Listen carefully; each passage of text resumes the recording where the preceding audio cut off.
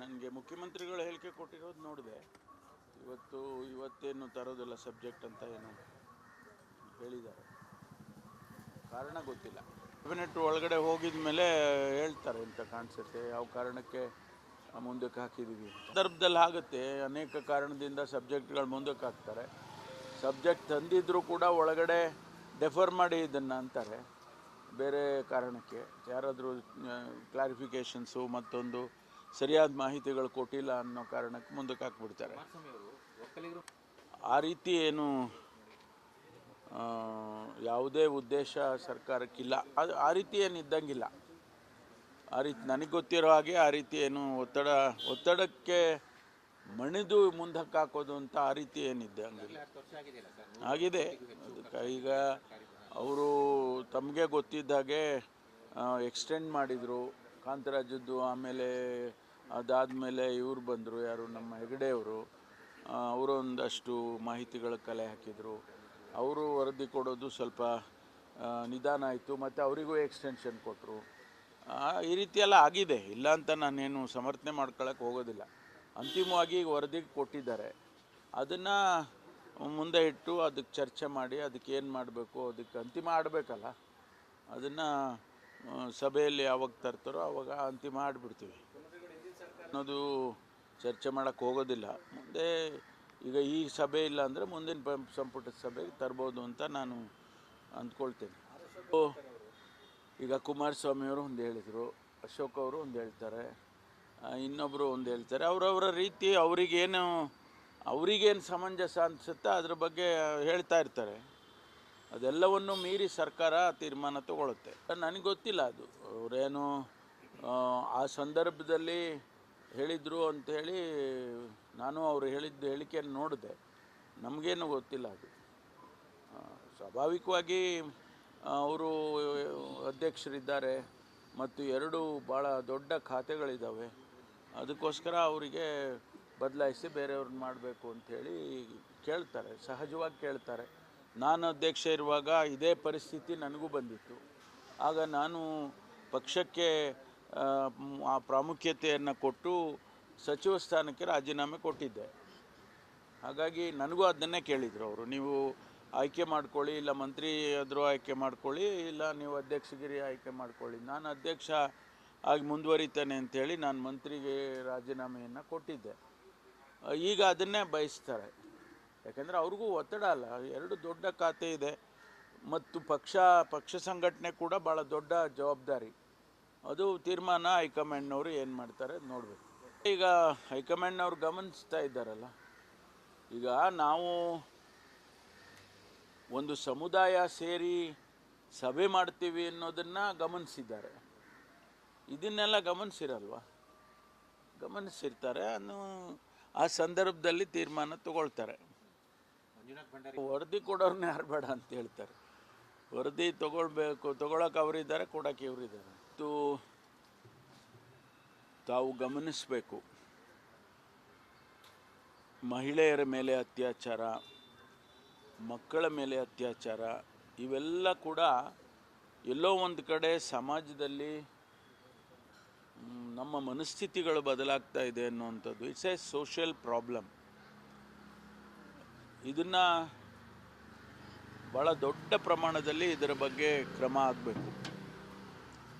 ವಿಶ್ವವಿದ್ಯಾನಿಲಯದಲ್ಲಿ ನಾವು ಪಠ್ಯಪುಸ್ತಕಗಳಲ್ಲಿ ಹೇಳ್ಕೊಡ್ತಕ್ಕಂಥದ್ದು, ಶಾಲೆಗಳಲ್ಲಿ ಹೇಳ್ಕೊಡ್ತಕ್ಕಂಥದ್ದು, ಇದು ಲಾಂಗ್ ಟರ್ಮ್ ಇದು ನಾವು ಮಾಡಬೇಕಾಗತ್ತೆ. ನಾವು ಬರೀ ಪೊಲೀಸ್ನವರು ಅವ್ರು ಯಾರೋ ಆ ರೀತಿ ಮಾಡಿದಾಗ ಹಿಡಿದು ಕೇಸ್ ಹಾಕೋದು ಅದರಿಂದನೇ ಬಗೆಹರಿದು ಬಿಡುತ್ತೆ ಅಂತ ನನಗೆ ಅನಿಸಲ್ಲ.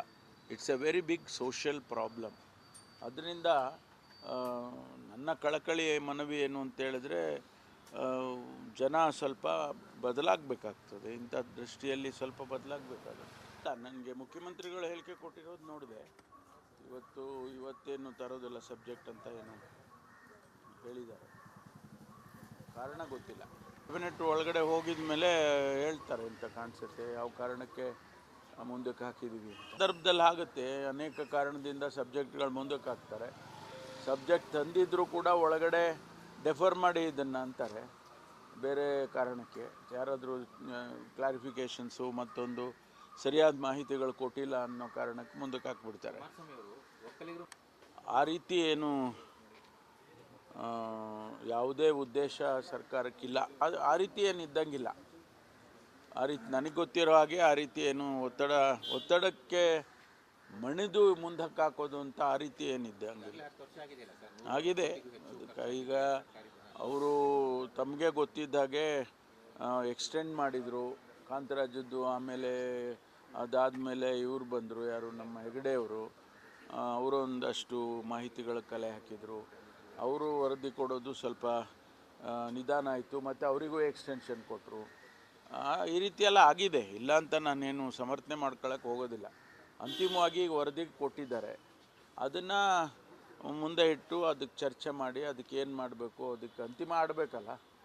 ಅದನ್ನು ಸಭೆಯಲ್ಲಿ ಯಾವಾಗ ತರ್ತಾರೋ ಆವಾಗ ಅಂತಿಮ ಆಡಿಬಿಡ್ತೀವಿ ಅನ್ನೋದು ಚರ್ಚೆ ಮಾಡೋಕ್ಕೆ ಹೋಗೋದಿಲ್ಲ. ಮುಂದೆ ಈಗ ಈ ಸಭೆ ಇಲ್ಲ ಅಂದರೆ ಮುಂದಿನ ಸಂಪುಟದ ಸಭೆಗೆ ತರ್ಬೋದು ಅಂತ ನಾನು ಅಂದ್ಕೊಳ್ತೇನೆ. ಈಗ ಕುಮಾರಸ್ವಾಮಿಯವರು ಒಂದು ಹೇಳಿದರು, ಅಶೋಕ್ ಅವರು ಒಂದು ಹೇಳ್ತಾರೆ, ಇನ್ನೊಬ್ಬರು ಒಂದು ಹೇಳ್ತಾರೆ. ಅವರವರ ರೀತಿ ಅವ್ರಿಗೇನು ಸಮಂಜಸ ಅನಿಸುತ್ತೆ ಅದ್ರ ಬಗ್ಗೆ ಹೇಳ್ತಾ ಇರ್ತಾರೆ. ಅದೆಲ್ಲವನ್ನು ಮೀರಿ ಸರ್ಕಾರ ತೀರ್ಮಾನ ತಗೊಳುತ್ತೆ.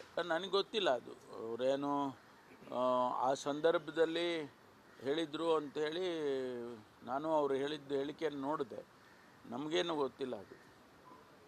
ಸ್ವಾಭಾವಿಕವಾಗಿ ಅವರು ಅಧ್ಯಕ್ಷರಿದ್ದಾರೆ ಮತ್ತು 2 ಭಾಳ ದೊಡ್ಡ ಖಾತೆಗಳಿದ್ದಾವೆ. ಅದಕ್ಕೋಸ್ಕರ ಅವರಿಗೆ ಬದಲಾಯಿಸಿ ಬೇರೆಯವ್ರನ್ನ ಮಾಡಬೇಕು ಅಂಥೇಳಿ ಕೇಳ್ತಾರೆ, ಸಹಜವಾಗಿ ಕೇಳ್ತಾರೆ. ನಾನು ಅಧ್ಯಕ್ಷ ಇರುವಾಗ ಇದೇ ಪರಿಸ್ಥಿತಿ ನನಗೂ ಬಂದಿತ್ತು. ಆಗ ನಾನು ಪಕ್ಷಕ್ಕೆ ಆ ಪ್ರಾಮುಖ್ಯತೆಯನ್ನು ಕೊಟ್ಟು ಸಚಿವ ಸ್ಥಾನಕ್ಕೆ ರಾಜೀನಾಮೆ ಕೊಟ್ಟಿದ್ದೆ. ಹಾಗಾಗಿ ನನಗೂ ಅದನ್ನೇ ಕೇಳಿದರು ಅವರು, ನೀವು ಆಯ್ಕೆ ಮಾಡ್ಕೊಳ್ಳಿ, ಇಲ್ಲ ಮಂತ್ರಿ ಆದರೂ ಆಯ್ಕೆ ಮಾಡ್ಕೊಳ್ಳಿ, ಇಲ್ಲ ನೀವು ಅಧ್ಯಕ್ಷಗಿರಿ ಆಯ್ಕೆ ಮಾಡ್ಕೊಳ್ಳಿ. ನಾನು ಅಧ್ಯಕ್ಷ ಆಗಿ ಮುಂದುವರಿತೇನೆ ಅಂಥೇಳಿ ನಾನು ಮಂತ್ರಿಗೆ ರಾಜೀನಾಮೆಯನ್ನು ಕೊಟ್ಟಿದ್ದೆ. ಈಗ ಅದನ್ನೇ ಬಯಸ್ತಾರೆ. ಯಾಕೆಂದರೆ ಅವ್ರಿಗೂ ಒತ್ತಡ ಅಲ್ಲ, 2 ದೊಡ್ಡ ಖಾತೆ ಇದೆ ಮತ್ತು ಪಕ್ಷ ಸಂಘಟನೆ ಕೂಡ ಭಾಳ ದೊಡ್ಡ ಜವಾಬ್ದಾರಿ. ಅದು ತೀರ್ಮಾನ ಹೈಕಮಾಂಡ್ನವರು ಏನು ಮಾಡ್ತಾರೆ ನೋಡಬೇಕು. ಈಗ ಹೈಕಮಾಂಡ್ನವ್ರು ಗಮನಿಸ್ತಾ ಇದ್ದಾರಲ್ಲ. ಈಗ ನಾವು ಒಂದು ಸಮುದಾಯ ಸೇರಿ ಸಭೆ ಮಾಡ್ತೀವಿ ಅನ್ನೋದನ್ನು ಗಮನಿಸಿದ್ದಾರೆ. ಇದನ್ನೆಲ್ಲ ಗಮನಿಸಿರ್ತಾರೆ. ಆ ಸಂದರ್ಭದಲ್ಲಿ ತೀರ್ಮಾನ ತಗೊಳ್ತಾರೆ. ವರದಿ ಕೊಡೋರ್ನ ಯಾರು ಬೇಡ ಅಂತ ಹೇಳ್ತಾರೆ. ವರದಿ ತಗೊಳಕ್ಕೆ ಅವರಿದ್ದಾರೆ, ಕೊಡೋಕ್ಕೆ ಇವರಿದ್ದಾರೆ. ತಾವು ಗಮನಿಸಬೇಕು, ಮಹಿಳೆಯರ ಮೇಲೆ ಅತ್ಯಾಚಾರ, ಮಕ್ಕಳ ಮೇಲೆ ಅತ್ಯಾಚಾರ, ಇವೆಲ್ಲ ಕೂಡ ಎಲ್ಲೋ ಒಂದು ಕಡೆ ಸಮಾಜದಲ್ಲಿ ನಮ್ಮ ಮನಸ್ಥಿತಿಗಳು ಬದಲಾಗ್ತಾ ಇದೆ ಅನ್ನುವಂಥದ್ದು. It's A social problem. ಇದನ್ನು ಭಾಳ ದೊಡ್ಡ ಪ್ರಮಾಣದಲ್ಲಿ ಇದರ ಬಗ್ಗೆ ಕ್ರಮ ಆಗಬೇಕು.